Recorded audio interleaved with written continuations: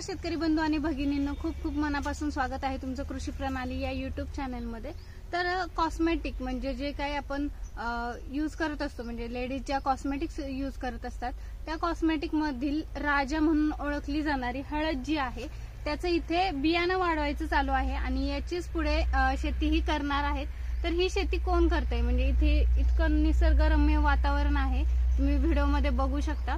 आणि त्याच्याच शेजारी इथे छोट्या जागेमध्ये त्या हळदीची लागवड केलेली आहे, बियाणं वाढवायचं चाललेलं आहे। हे कोण करतंय हे या व्हिडिओच्या माध्यमातून आपण जाणून घेणार आहोत। चला तर मग व्हिडिओला सुरुवात करूयात। नमस्कार सर। नमस्कार। तुमची ओळख आमच्या प्रेक्षकांना करून द्या। मी राहुल शिवानंद इंगोले, राहणार मालेगाव, तालुका अर्धापूर, जिल्हा नांदेड। नंबर 7218 68 14 22। तर मग तुम्ही ही शेती कधी, म्हणजे हे बियाणं तुम्हाला कुठे मिळालं? हे बियाणं आम्हाला नंदीग्राम प्रोड्युसर कंपनीकडून मिळालेलं आहे। तर हे आम्हाला सुरुवातीला अगोदर म्हणजे एक कमी मिळालं होतं बियाणं, तर त्याचे आम्ही सतत वाढवण्याचा प्रयत्न करत आहे। कोणत्या म्हणजे कोणत्या जातीची हळद आहे ही हळद आहे, कस्तुरी नावाची हळद आहे। म्हणजे जी पूर्ण आपण जी कॉस्मेटिक क्रीम बनवतो, ज्या सगळ्या वस्तू बनवतो तर त्याच्यात ही वापरली जाते। म्हणजे ही आपल्याला म्हणजे हळदीची राजा म्हणायला हरकत नाही। अच्छा, हळदीचा राजा। ओके।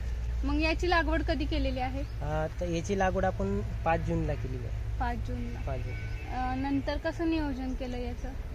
म्हणजे अगोदर आपण जे बियाणं आपण तयार केलं होतं थोड्या प्रमाणात, तर त्याचे 5 जूनला बेड तयार करून घेतले, म्हणजे पावसाळ्यात जमीन थंड झाल्याच्या नंतर, आणि 5 जूनला याची लागवड केली। आणि याचा कालावधी हा 6 महिने ते 7 महिन्यापर्यंत कालावधी आहे याचा, म्हणजे आपल्याला ती काढता येते तोपर्यंत। ओके।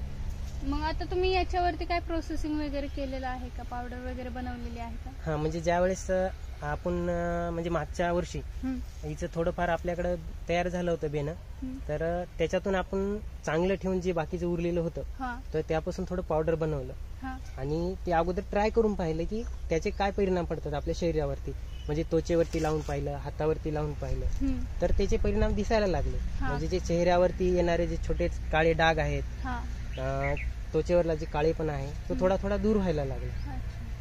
मग ही आपण चेहऱ्यावरती डायरेक्ट लेप लावू शकतो की दुधातून वगैरे घेऊ शकतो पावडर? हे एक तर मोळाच्या मधासोबत लावता येते आपल्याला, दुसरी गोष्ट म्हणजे पाण्यासोबत लावता येते, आणि हिचा साईड इफेक्ट कशाचं काही नाही। तुम्ही म्हणजे कशासोबत जरी वापरली तरी काहीच नाही, पाण्यासोबत वापरली तरी साईड इफेक्ट नाही आणि मधासोबत वापरली तरी नाही। आणि ही जेवढी आपण म्हणजे डेली वापरली, म्हणजे 8 दिवसातून 2 ते 3 वेळेस लावली तरी हिचा चेहऱ्यावर आपलं चांगलं पडतं। हळदीची ही लागवड म्हणजे नॉर्मल ह्याच्याप्रमाणेच खत व्यवस्थापन वगैरे तुम्ही काय टाकलं होतं?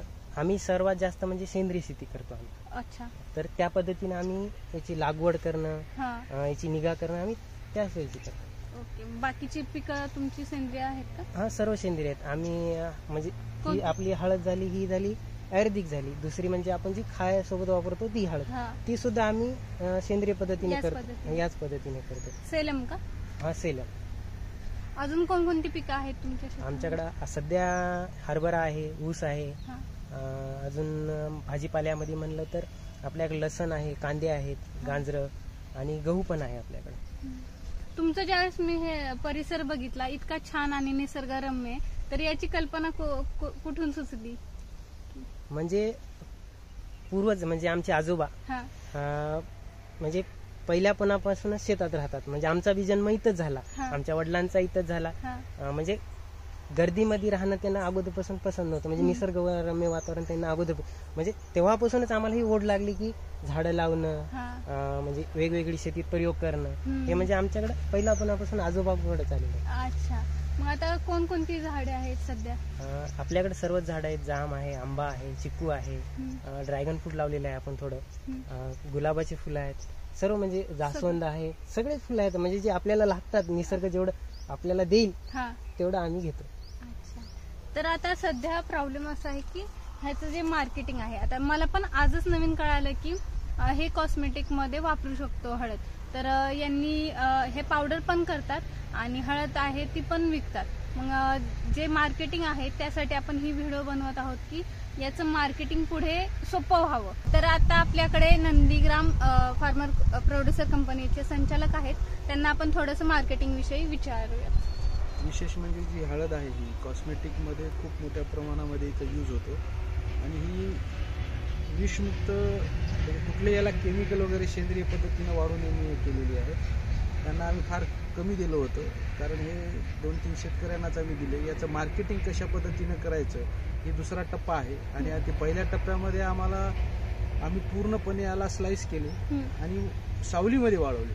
सावलीमध्ये वाळून त्याचं पावडर तयार करून काही लोकांना दिलं, चेहऱ्याला लावायला मुलींना दिलं. त्यांनीच आम्हाला स्वतः रिप्लाय दिलाय की बाबा याच्यामुळे चेहऱ्यावरील डाग जातात, स्किन एकदम स्मूथ होते. तुम्ही याला दुधात, तुम्ही याला मधामध्ये, पाण्यामध्ये कशाही पद्धतीने वापरू शकता. कुठलेही साईड इफेक्ट विना तुम्हाला चेहरा उजळलेला दिसेल आणि चेहरा एकदम स्मूथ झालेला दिसेल.